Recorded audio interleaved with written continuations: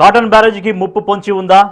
అక్రమార్కుల ఇసుక రవాణాతో గోదావరి నది ప్రమాదానికి చేరువవుతోందా? జరిగే పరిణామాలు అవుననే సమాధానాలు ఇస్తున్నాయి. రాజమండ్రి గోదావరి నదిలో ఉచిత ఇసుక పథకం ద్వారా అనేక మార్గాల్లో దోచుకుంటున్నారు అక్రమార్కులు. ఇప్పుడు సరికొత్త పద్ధతుల ద్వారా గోదావరి నదిని ప్రమాదంలోకి నెట్టేస్తున్నారు. గోదావరి నదిలో ఇసుక తవ్వకాల కోసం గోదావరిలో నిషేధించిన బ్లీచింగ్ పడవలను ఇతర ప్రాంతాల నుంచి తీసుకొచ్చి దర్జాగా డ్రెడ్జింగ్ నిర్వహిస్తున్నారు. ఇంత జరుగుతున్నా అధికారులు మాత్రం కళ్లకు గంతలు కట్టుకున్నట్లు ప్రవర్తించడం ఆశ్చర్యాన్ని కలిగిస్తోంది. గోదావరి నదిలో కాలుష్యంపై అధికారులకు క్లాస్ పీకిన పవన్ కళ్యాణ్ గోదావరి నదిని గుల్ల చేస్తున్న అక్రమార్కులపై చర్యలు తీసుకుంటారా? Let's watch Big TV ground report.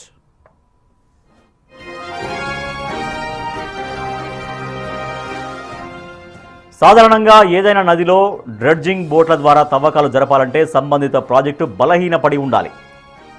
అలాంటి పరిస్థితుల్లో ఇసుకను త్వరితగతిన తరలించడానికి ఎన్విరాన్మెంటల్ మేనేజ్మెంట్ ప్లాన్ ద్వారా ఇరిగేషన్, మైనింగ్ శాఖలు కలిసి డ్రెడ్జింగ్ బోట్ల తవ్వకాలకు అనుమతులు ఇస్తాయి.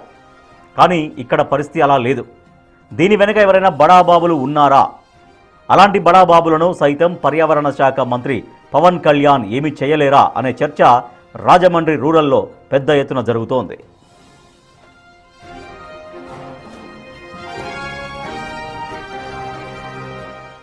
డెడ్జింగ్ పడవలోంచి ఆ ర్యాంపులోకి ఎలా తరలిస్తున్నారు కూడా మనం చూడొచ్చు. ఒకసారి డెడ్జింగ్ పడవలో తీసుకొచ్చిన ఇసుకనంతా కూడా ఇక్కడ కూడా కూలీల అవసరం లేకుండానే 200 మిషన్స్ అనేది కూడా ఎక్కడ ర్యాంపులో ఏదైతే అనుమతి లేదు 200 మిషన్స్కి కేవలం జేసీబీలకి అలాగే 100 మిషన్స్కి మాత్రమే ర్యాంప్లోకి అనుమతి ఉంటుంది. అయితే ఇట్లాంటి పూర్తిగా చూసుకోవచ్చు.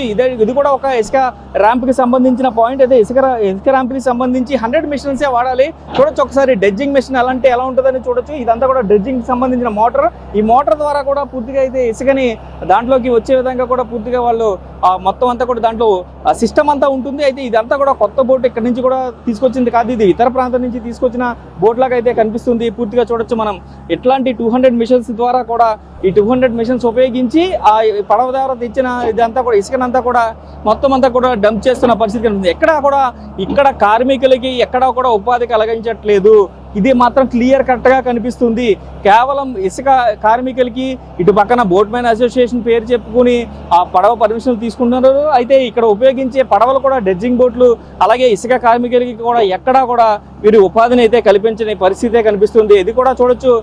ఈ మొత్తం ఈ మిషన్ అంతా కూడా గోదావరిలో వాటర్లో లోపలికి దిగింది. లోపలికి వచ్చేసి అంటే సగం టైర్లో కూడా మునిగిపోయిన పరిస్థితి. ఆ లోపలికి వచ్చి అక్కడి నుంచి కూడా ఎందుకంటే ఈ పడవ ఎదర వరకు రాలేదు. కానీ ఇసుక కార్మికులు ఉంటే ఇక్కడి నుంచి అదంతా మోసుకుని అక్కడ తీసుకొస్తారు. కానీ అట్లాంటి వారి అవసరం లేకుండా ఇదంతా కూడా మిషనరీని ఉపయోగించి అంటే గ్రీన్ ట్రిబ్యునల్ కోర్టుకి సంబంధించిన నిబంధనలన్నీ కూడా పూర్తిగా తొంగలో తొక్కి కూడా అయితే ఇక్కడ ఒకసారి చూడొచ్చు. ఇక్కడ ఏదైతే లావుపాటి పైప్ ఉందో అదంతా కూడా ఆ పైప్ని కిందకి పంపిస్తారు. ఆ పైప్ కిందకి పంపించి దాని ద్వారా ఇసుకని డెడ్జింగ్ మిషన్ ద్వారా కూడా మొత్తం ఇసుకనంతా కూడా లాక్కుని డెడ్జింగ్ పెట్టుకుంటారు. అయితే ఒక్కసారి మనం చూడొచ్చు ఆ డెడ్జింగ్ మిషన్ ద్వారా వచ్చిన గోదావరి ఇసుకంతా కూడా ఎంత తడిగా ఉందో కూడా ఒకసారి మనం క్లియర్గా విజువల్స్లో అబ్జర్వ్ చేయొచ్చు. ఇట్లాంటి డెడ్జింగ్ చేయడం ఎందుకు ఇబ్బందికరం అనేది కూడా క్లియర్గా మనకు అర్థమవుతుంది. అటుపక్కన ఉన్నది అంతా కూడా పొడి ఇసుక, ఇప్పుడు ఈ పడవలో తీసుకొచ్చిందంతా కూడా తడి ఇసుక. ఈ తడి ఇసుకకి సంబంధించి పూర్తిగా చూసుకున్నట్లయితే మనం పూర్తిగా చూడొచ్చు. దానికి దీనికి వేరియేషన్ కూడా క్లియర్గా తెలిసిపోతుంది. ఒకసారి నేను దగ్గరికి వెళ్ళి చూపించే ప్రయత్నం కూడా చేస్తాను. మొత్తం ఈ డెడ్జింగ్ బోట్లు ఎక్కడ అనుమతి లేనప్పటికీ కూడా ఇక్కడ డెడ్జింగ్ బోట్ల ద్వారా ఇసుక ర్యాంపులోకి ఇసుకని తీసుకురావడం, అదేవిధంగా చూడొచ్చు. ఒకసారి నేను చూపించే ప్రయత్నం కూడా చేస్తాను. మొత్తం ఇదంతా కూడా తడి ఇసుక, గోదావరి లోపల నుంచి కూడా తీసుకొచ్చిన ఇసుకని పూర్తిగా అయితే వీరు డెడ్జింగ్ ద్వారా తీశారు. డెడ్జింగ్ ద్వారా తీసుకొచ్చిన పరిస్థితి కూడా క్లియర్గా కనిపిస్తుంది. ఇదంతా కూడా తడి ఇసుక మొత్తం ఒక్కసారి చూసినట్లయితే నా చేతి నిండా కూడా తడి ఉన్న పరిస్థితి క్లియర్గా చూడొచ్చు. మొత్తం అంతా కూడా తడి ఇసుక అంటే గోదావరి లోపల నుంచి తీసుకొచ్చిన ఇసుక. అక్కడ కూడా ఇంకొక డెడ్జింగ్ బోట్ ఉంది కూడా మనం చూడొచ్చు. మొత్తం ఈ ప్రాంతంలో ఉన్న పడవలన్నీ కూడా మ్యాక్సిమం డెడ్జింగ్ ద్వారా తీసుకొచ్చిన ఇసుకని ఉపయోగిస్తున్నారు. అసలు డెడ్జింగ్కి సంబంధించి ఎక్కడా కూడా పర్మిషన్లు లేనప్పటికీ గ్రీన్ ట్రిబ్యునల్ కోర్టుకి సంబంధించి ఇదంతా కూడా నిబంధనల ఉల్లంఘన అయినప్పటికీ కూడా ఒకసారి చూడొచ్చు. బోట్లో సగం కూడా అవ్వలేదు, కానీ ఇక్కడ ఆల్రెడీ మనకి ఎంత ఇసుక కుట్ట ఏర్పడిందో అంటే ఏ లెవెల్లో ఇసుక మొత్తం అక్రమంగా దీంట్లో తీసుకొస్తున్నారు కూడా మనం చూడొచ్చు. డెడ్జింగ్ పర్మిషన్ లేవు కాబట్టి ఖచ్చితంగా ఇది అక్రమంగా తీసుకొచ్చే పరిస్థితే. మొత్తం ఒకసారి చూసినట్లయితే ఆ పడవ దగ్గరికి వెళ్ళి మొత్తం జేసీబీ అంతా కూడా తీసుకొస్తున్న పరిస్థితి. మళ్ళీ అటుపక్క నుంచి ఇంకొక డెడ్జింగ్ పడవ యథేచ్ఛగా డెడ్జింగ్ పడవల ద్వారా కూడా ఇక్కడ పూర్తిగా అయితే డెడ్జింగ్ చేస్తున్నప్పటికీ కూడా మనం చూసినట్లయితే పూర్తి స్థాయిలో చూసుకోవచ్చు. ఎక్కడ కూడా డెడ్జింగ్ సంబంధించి ఈ డెడ్జింగ్ పడవకి సంబంధించి కూడా పూర్తి స్థాయిలో చూసుకున్నట్లయితే మొత్తం అంతా కూడా డెడ్జింగ్ చేస్తూ ఉన్న పరిస్థితి క్లియర్గా ఇక్కడ కనిపిస్తుంది. అటు కాదు ఇటు కాదు మనం చూసుకున్నట్లయితే కనుక సుమారుగా ఒక్కొక్క డెడ్జింగ్ పడవలోని 2-3 లారీల వరకు కూడా వచ్చే అవకాశం అయితే క్లియర్గా కనిపిస్తుంది. 2-3 లారీల ఇసుక అంటే సుమారుగా ఒక్కొక్క లారీ 20 టన్నుల ఇసుక పడుతుంది అనుకుంటే 3 లారీల ఇసుక అంటే 60 టన్నుల ఇసుక ఇక్కడ వచ్చే పరిస్థితి అయితే క్లియర్గా ఉంది. ఒకసారి మనం చూడొచ్చు, ఇసుకలో తీసుకొచ్చిన డెడ్జింగ్ ద్వారా తీసుకొచ్చిన పడవలోని ఇసుక సగం కూడా కాలేదు, కానీ ఇక్కడ ఎంత పెద్ద గుట్ట ఏర్పడిందో కూడా ఒకసారి మనం క్లియర్గా విజువల్స్లో చూడొచ్చు. ఇట్లాంటి సాహసం ఇప్పటి వరకు ఎవరు చేసి ఉండరు, కానీ ర్యాంపులోకి నేరుగా వచ్చి ఇక్కడ బిగ్ టీవీ మాత్రమే ఇట్లాంటి సాహసం చేసి ఈ విజువల్స్ అన్ని కూడా మీకు కళ్ళకు కట్టినట్టుగా కూడా చూపిస్తుంది. క్లియర్గా చూడొచ్చు ఎంత పెద్ద గుట్ట ఏర్పడింది. కానీ ఇటు పక్కన చూసుకున్నట్లయితే ఈ డెడ్జింగ్ బోట్లో సగం ఇసుక కూడా అవ్వలేదు. అంటే మొత్తం ఏ లెవెల్లో ఇసుకని దండుకుంటూ కూడా గోదావరి మధ్యలో తీసుకొస్తున్నారో కూడా మనం క్లియర్గా విజువల్స్లో చూడొచ్చు. అయితే ఇలాంటి పర్యావరణానికి హాని కలిగించే ఇలాంటి డెడ్జింగ్ బోట్లను వెంటనే సీజ్ చేయాలని చాలా మంది కోరుకుంటున్న పరిస్థితి కనిపిస్తుంది. పర్యావరణ ప్రేమికులు అయితే ముఖ్యంగా పవన్ కళ్యాణ్ దీనిపైన రెస్పాండ్ అవ్వాలి. గోదావరి కలుషితం పైనే కాదు, గోదావరికి సంబంధించి ఇలాంటి డెడ్జింగ్ బోట్ల ద్వారా అక్రమ ఇసుక రవాణా చేస్తున్నారు కాబట్టి దీన్ని ఖచ్చితంగా నిలుపుదల చేయాలంటూ కూడా కోరుకుంటున్న పరిస్థితి ఇక్కడ కనిపిస్తుంది. పర్యావరణానికి హాని కలిగిస్తూ నేరుగా డ్రెడ్జింగ్ బోట్లు ఇసుక లోడుతో గోదావరి గట్టును సైతం తవ్వేస్తున్న ఇరిగేషన్ అధికారులు కన్నెత్తి కూడా చూడడం లేదు. ఒక పక్క అక్రమ మైనింగ్, మరోపక్క బోట్స్మెన్స్ సొసైటీ పేర్లతో సెమీ మిషనరీ పర్మిషన్ తీసుకుని బడాబాబులు ఈ దందా మొత్తం నడిపిస్తున్నారు అనేది బహిరంగ రహస్యంగానే మిగిలింది. అందుకే గోదావరి నదిని ప్రమాదంలో పడేస్తున్నా, కాటన్ బ్యారేజీకి ప్రమాదం పొంచి ఉన్నా అధికారులు అలికిడి లేదనే ఆరోపణలున్నాయి. అక్రమ ఇసుక దందా చేసేవారిపై ఎడపాదడపా ఒక కేసు కట్టడం, మళ్లీ వారిని విడిచిపెట్టడం షరా మామూలు అయిపోయింది. ప్రకృతిని, పర్యావరణాన్ని దెబ్బతీసే డ్రెడ్జింగ్ బోట్లను శాశ్వతంగా గోదావరి నుంచి నిషేధించాలని పర్యావరణ ప్రేమికులు కోరుతున్నారు. పర్యావరణ శాఖ మంత్రిగా ఉన్న పవన్ కళ్యాణ్ దీనిపై చర్యలు తీసుకోవాలని కోరుకుంటున్నారు. గోదావరి నదిలో డ్రెడ్జింగ్ బోట్ల ద్వారా అనుమతి లేకుండా ఇష్టారాజ్యంగా ఇసుక తవ్వుతున్న పరిస్థితులు తూర్పుగోదావరి జిల్లా రాజమండ్రిలో కనిపిస్తున్నాయి. ఒక్కసారి మనం గోదావరి నదిలోకి చూడొచ్చు.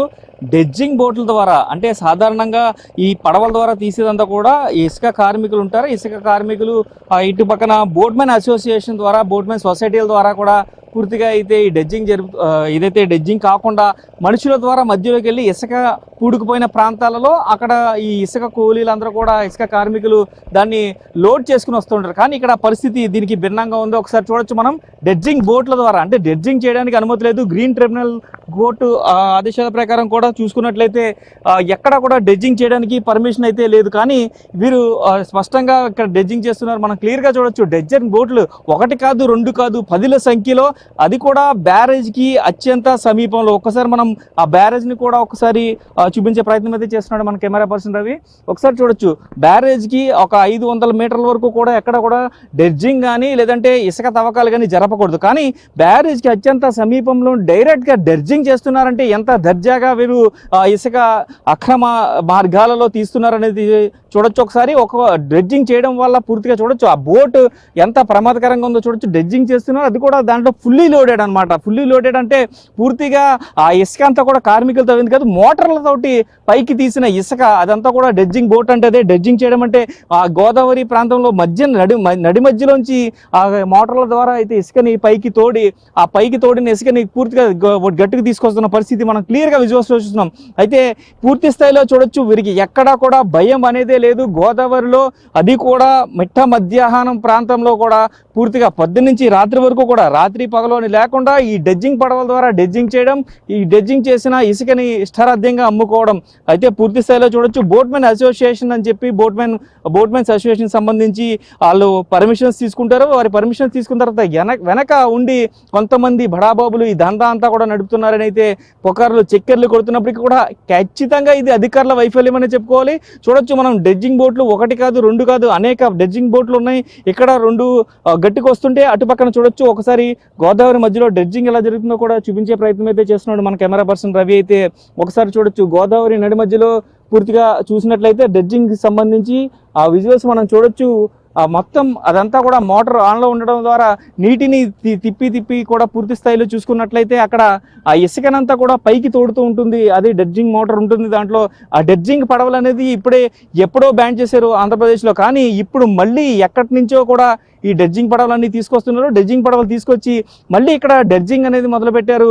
అయితే పూర్తి స్థాయిలో చూసుకున్నట్లయితే డెడ్జింగ్ పడవలతోటి ఇక్కడ డెడ్జింగ్ చేయడం అనేది ఎటువంటి అనుమతులు లేనప్పటికీ కూడా ఇష్టారాజ్యంగా డెడ్జింగ్ నిర్వహించడమే కాకుండా దీనివల్ల కింద మొత్తం గోదావరి అంతా కూడా గొల్ల అయిపోవడం, ఈ ఇసుక అంతా కూడా మోటార్ల ద్వారా మధ్య నుంచి తోడేయడం ద్వారా పూర్తిగా సుడులు ఏర్పడి ఈ ఫ్లోటింగ్ అనేది కూడా ఒక సర్టెన్ వేవ్లో ఉండదు అంటూ కూడా ఇప్పటికే నిపుణులు చెప్తున్నప్పటికీ కూడా డెడ్జింగ్ పడవల ద్వారా ఇష్టారాధ్యంగా పూర్తి స్థాయిలో అయితే ఇక్కడ డెడ్జింగ్ జరుపుతున్న పరిస్థితి కనిపిస్తుంది.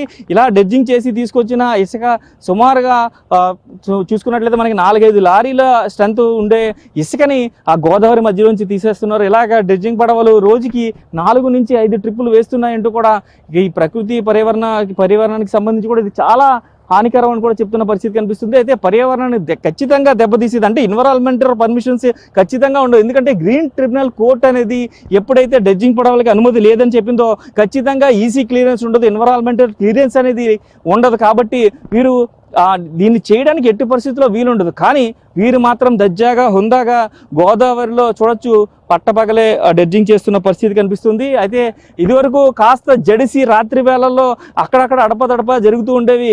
సాధారణంగా కొవ్వూరు నియోజకవర్గంలో ఎక్కువగా మనం చూసేవాళ్ళం. ఎందుకంటే అటు పక్కన ఒకే ఏటుకట్టు రోడ్డు ఉండేది కాబట్టి అది కొంచెం దూర ప్రాంతం. ఎందుకంటే ఆఫీసర్స్ ఎవరు కూడా గమ్మున గవాలను అటు రారు అనే ధైర్యంతో వారు అక్కడక్కడ కూడా తిప్పుకుంటూ ఉండేవారు. కానీ ఇక్కడ పరిస్థితి చూసినట్లయితే మనకి డెడ్జింగ్ బోట్స్ తోటి ఇష్టారాజ్యంగా కూడా పూర్తి స్థాయిలో అయితే డెడ్జింగ్ చేస్తున్న పరిస్థితి. ఒక్కసారి మనం ఆ డెడ్జింగ్ బోట్ని చూడొచ్చు. ఆ డెడ్జింగ్ బోట్కి సంబంధించి ఇప్పుడు దాకా తోడిన ఇసుకనంతా కూడా ఒడ్డుకి చేరుస్తున్న పరిస్థితి చూస్తే ఒకసారి మనం క్లియర్గా అబ్జర్వ్ చేయొచ్చు. మొత్తం పడవంతా కూడా మునిగిపోయి అంత ఓవర్లోడ్ డెడ్జింగ్ చేశారు. అదంతా కూడా మోటార్ల ద్వారా తవ్విన ఇసుకే. ఎక్కడ కూడా కార్మికులు అనేది మన కంటికి ఎక్కడ కూడా కనిపించట్లేదు. ఆ డెడ్జింగ్ పడవలో కావచ్చు, అక్కడ డెడ్జింగ్ చేసే ప్రాంతంలో కానీ ఇసుక కార్మికులు ఎక్కడ కూడా మనకి కనిపించడం లేదు. ఇది కూడా ఫుల్లీ లోడెడ్ తోటి వెళ్తుంది ఆ డెడ్జింగ్ పడవంతా కూడా. పూర్తిగా అయితే ఈ ఇసుక కార్మికులు ఇక్కడ లభించకపోవడము, ఇసుక కార్మికుల్ని బీహార్ ఇతర ప్రాంతాల నుంచి తీసుకురావడంతో డెడ్జింగ్ పడవల ద్వారా డెడ్జింగ్ చేస్తున్నాం అంటే కొంతమంది ఇలాంటి కుంటి సాకులను కూడా అధికారులకు చెప్తున్న పరిస్థితి కనిపిస్తుంది. అయితే ఇసుక కొరత లేకుండా చేసేందుకు ఇదంతా చేస్తున్నామంటూ కూడా కుంటి సాకులు చెప్తున్న పరిస్థితి. కానీ ఒకసారి మనం అబ్జర్వ్ చేయొచ్చు డెడ్జింగ్ పడవ ఎలా ఉంటుంది, డెడ్జింగ్ పడవకు సంబంధించి ఎటువంటి ఆ లోడింగ్ జరుగుతుంది, ఎలా దాన్ని తీసుకెళ్తున్నారు అనేది క్లియర్గా మనం బిగ్ టీవీ స్క్రీన్ మీద అయితే ఎక్స్క్లూజివ్గా చూపిస్తున్న పరిస్థితి క్లియర్గా చూడొచ్చు. మనం ఇక్కడ ఒక పడవ వెళ్ళింది అంటే డెడ్జింగ్ పడవ ఇంకా 3 లైన్లో ఉన్నాయి, క్లియర్గా వస్తున్నాయి. ఒకదాని తర్వాత ఒకటి వస్తూనే ఉన్నాయి, వెళ్ళే బళ్ళు వెళ్తూనే ఉన్నాయి, వచ్చే బళ్ళు వెళ్తూనే ఉన్నాయి అన్నట్టు పూర్తి స్థాయిలో చూసుకున్నట్లయితే ఈ డెడ్జింగ్కి సంబంధించి మొత్తం అంతా కూడా ఎక్కడ అనుమతులు లేకుండా పూర్తి స్థాయిలో డెడ్జింగ్ పడవలన్నీ కూడా తిప్పుతున్న పరిస్థితి ఇక్కడ కనిపిస్తుంది. మొత్తం రాజమండ్రిలో ఉన్న అనేక ఘాట్లకి ఇక్కడ డెడ్జింగ్ చేసి అనేక ఇసుక ర్యాంపులకి అయితే ఈ డెడ్జింగ్ చేసిన దాన్ని అయితే తీసుకెళ్తున్న పరిస్థితి కనిపిస్తుంది. కొంతమంది ఇక్కడ ఆహ్లాదం కోసం స్నానాలు చేస్తున్న పరిస్థితి కూడా కనిపిస్తుంది. కానీ ఇలాంటి ప్రమాదకరం అంటే ఇక్కడ డెడ్జింగ్ చేయడం వల్ల డెడ్జింగ్ బోట్లు వెళ్ళడానికి ఈ ప్రాంతం అంతా కూడా చాలా లోతుగా ఉంటుంది. ఇలా లోతుగా ఉన్న పరిస్థితుల నేపథ్యంలో కూడా వీరు ఇక్కడ స్నానం చేయడం కూడా చాలా ప్రమాదకరం. కానీ వారికి తెలీదు. అయితే వారు కేవలం వేసవి తాపాన్ని తీర్చుకునేందుకు కేవలం ఇక్కడ వచ్చి స్నానాలు చేస్తున్న పరిస్థితి కనిపిస్తుంది. గోదావరిలో అంటే సాధారణంగా గోదావరి నది ఒడ్డున ఉండేవారందరూ కూడా గోదావరిలో వచ్చి సేద తీరుతుంటారు సాయంత్రం మాటలు. అలా వీరు తెలియకుండానే ఇక్కడికి వస్తున్నారు. కానీ ఇక్కడ జరుగుతున్న డెడ్జింగ్ దందా గురించి కానీ ఈ ఇసుక మాఫియా గురించి కానీ ఎవరికి తెలీదు. ఒకసారి చూడొచ్చు, మళ్ళీ ఇప్పుడే ఒకటి చూసాం, మళ్ళీ 2 పడవలు మనకి వస్తూ కనిపిస్తున్నాయి క్లియర్గా.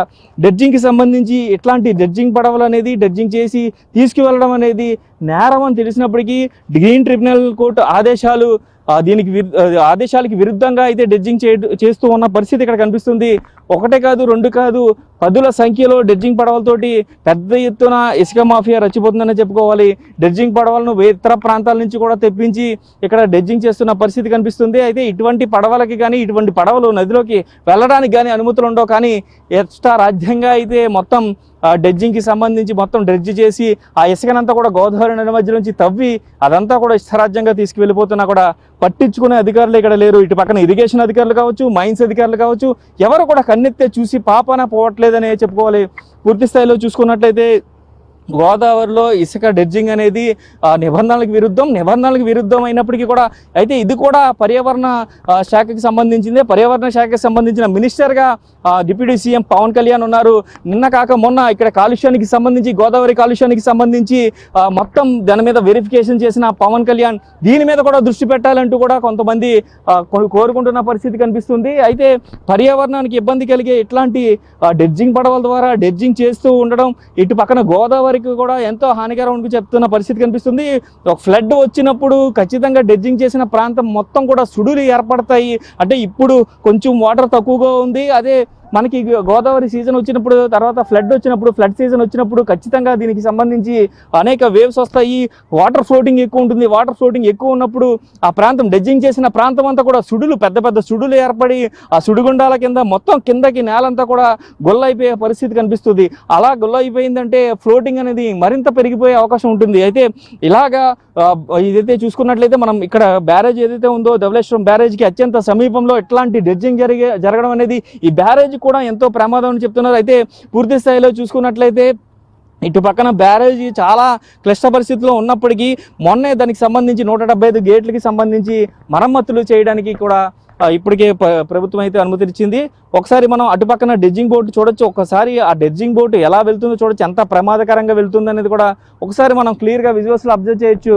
ఇట్లాంటి డెడ్జింగ్ బోట్స్ అన్నీ కూడా తీసుకొచ్చి గోదావరిలో నడి మధ్యలో గోదావరిని అంతా కూడా తవ్వుకుని వెళ్ళిపోతే రేపొద్దున్న ఫ్లడ్ వస్తే అటు పక్కన ఇసుక వేవ్స్ కానీ ఏది కూడా ఆపలేరు. ఎందుకంటే గోదావరి కింద ఉన్న గోదావరిని అంతా కూడా తీసేస్తూ ఉంటే పూర్తి స్థాయిలో చూసుకున్నట్లయితే గోదావరికి సంబంధించి గోదావరిలో ఈ ఫ్లడ్ ఎఫెక్ట్ అంతా కూడా ఖచ్చితంగా ఇటు పక్కన పడుతుందని చెప్తున్నారు. ఒక్కసారి మరొక పడవ వస్తుంది, మనం క్లియర్గా చూడొచ్చు. విజువల్స్లో కూడా మరొక డెడ్జింగ్ పడవ వస్తుంది.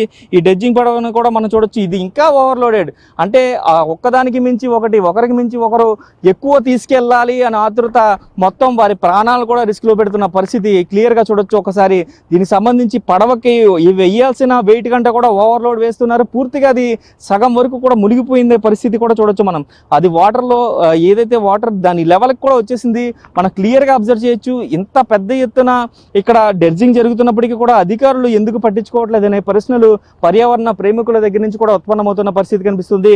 అయితే గోదావరిలో పూర్తిగా అయితే డెడ్జింగ్కి సంబంధించి పర్మిషన్లు లేవు. అయితే మొత్తం చూసుకున్నట్లయితే గోదావరిలోకి సంబంధించి ఈ ఇసుక ఎక్కడా కూడా ఈ డెడ్జింగ్ చేసి తవ్వడానికి అనుమతులు లేవు. కేవలం బోట్మెన్స్ అసోసియేషన్ నుంచి పర్మిషన్లు వచ్చినప్పటికీ కూడా ఇసుక కార్మికుల ద్వారా మాత్రమే ఇటు పక్కన ఇసుకని తవ్వకాలు జరపాలి. ఇసుక తవ్వకాలు జరిపి ఆ ఇసుకని మాత్రమే ప్రభుత్వం ఏదైతే ఉచిత ఇసుక ఇస్తుందో వారి లోడింగ్కి సంబంధించి నిర్దిష్టమైన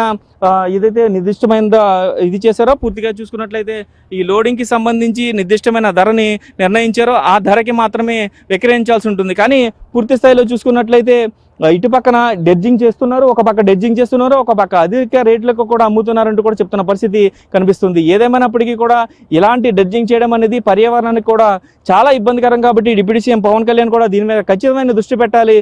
రానున్న పుష్కరాల నేపథ్యంలో గోదావరిని కాపాడుకోవడం అందరికీ అవసరం అంటూ కూడా డిప్యూటీ సీఎం చెప్పిన నేపథ్యంలో దీని మీద కూడా ఖచ్చితంగా ఆయన దృష్టి పెట్టాలంటూ కూడా కొంతమంది కోరుకుంటున్న పరిస్థితి ఇక్కడ కనిపిస్తుంది. కెమెరామెన్ రవితో శంకర్.